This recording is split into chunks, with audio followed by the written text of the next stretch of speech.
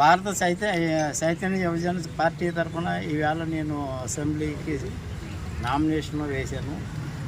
రేపటి నుంచి మా పార్టీ యొక్క సిద్ధాంతాన్ని, మా పార్టీ యొక్క మేనిఫెస్టోని ప్రజల్లోకి తీసుకెళ్ళి, గడప గడపకి తీసుకెళ్ళి, రెండు కుటుంబాల మధ్య, రెండు పార్టీల మధ్య, రెండు జెండాల మధ్య జరుగుతున్నటువంటి అక్రమాలను మేము బయట తీసి ప్రత్యామ్నాయంగా మా పార్టీని అభివృద్ధి చేసుకుని మా పార్టీకి ఓటేయమని ప్రజలు కోరుతాము.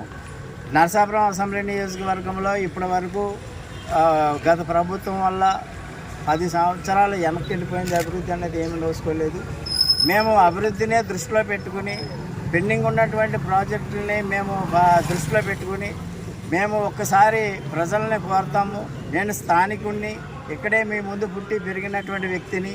అందువల్ల ఒక అవకాశం మా పార్టీ ద్వారా నాకు అసెంబ్లీలోకి మీరు పంపించగలిగితే నేను నరసాపురం నియోజకవర్గ పెండింగ్ ప్రాజెక్టులన్నీ కూడా అసెంబ్లీలో నా గళాన్ని వినిపించి నేను పార్టీ పరంగా మా ప్రెసిడెంట్ గారి ద్వారా నరసాపురానికి జరుగుతున్న అన్యాయాన్ని వారి దృష్టికి తీసుకెళ్ళి మంచి మంచి ప్రాజెక్టులు